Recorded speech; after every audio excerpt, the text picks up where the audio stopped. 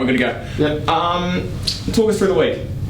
Which week? This one? This one, yeah. Yeah, okay. So obviously we had a nice strong win last Sunday and trained pretty strongly on Wednesday, and obviously, we're in preparation. We're in this, a lot of teams have started to go into their midweek footy phase, but ours is still Sunday to Sunday, so pretty standard training week for us. Just on the fixture congestion, is that a little bit of a daunting prospect coming up in a couple of weeks from now? No, in some ways it's the opposite. It's actually, I think the players, or certainly myself and the players, are really looking forward to it. In some ways you see other teams are getting to play and we're having to wait, so I think we're well prepared to manage the workload, so I think it's going to be great.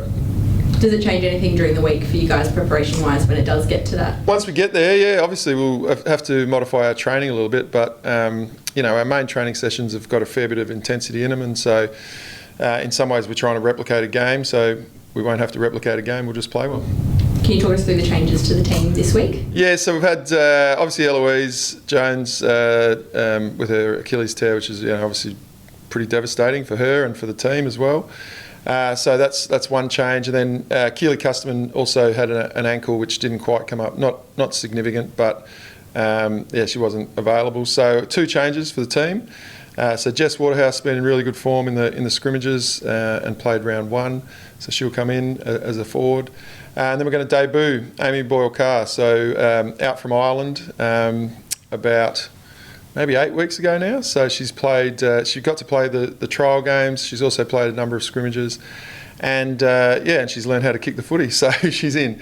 We're really looking forward to it. She's got lots of really strong attributes, and although she's only been with us for a short period of time, she's actually trained really extensively.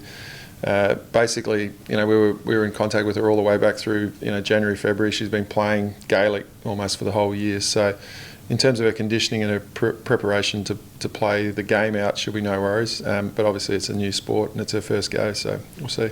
How's she feeling ahead of her debut? I'd say there's a degree of apprehension, and but overall pretty excited. Big grin when she found out she was getting in, and she'll bring something different to our team. We certainly don't expect her to shoot the lights out straight up, but she's got some attributes which suggest she'll be a pretty good player. What's impressed you the most about Amy? Yeah, well, I think her ability to absorb information and to learn, really. So even when we were having a number of sort of Zoom catch-ups while she was back in Ireland, showing her vision, and she kind of got it. She got the concepts, and then obviously once she hit the ground here, she's just worked really hard at her basic skill development. And she's just come along really, really quickly. So it's exciting. The speed at which she's adapted to the game has probably been the highlight.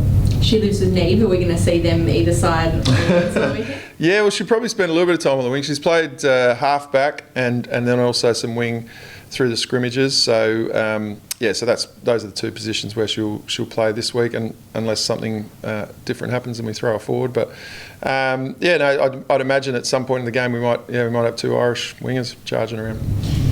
Obviously 3 from 3. You've mentioned how important it is to get those early wins given the season's so short. How important is it to keep that momentum going? Well, it's always more fun if you win, so we'll try and do that.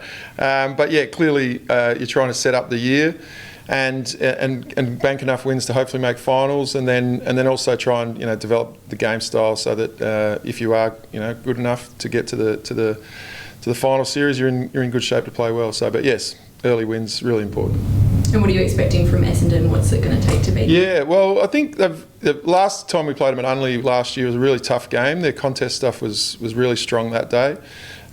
In round one, they had a couple of injuries in the loss to Fremantle, and then they had a really strong win over in Perth. We were actually there at the same weekend. We got to watch a bit of that. So, that was a really strong performance. They're pretty even across the whole ground. Their midfield has got Presparkis, Kane.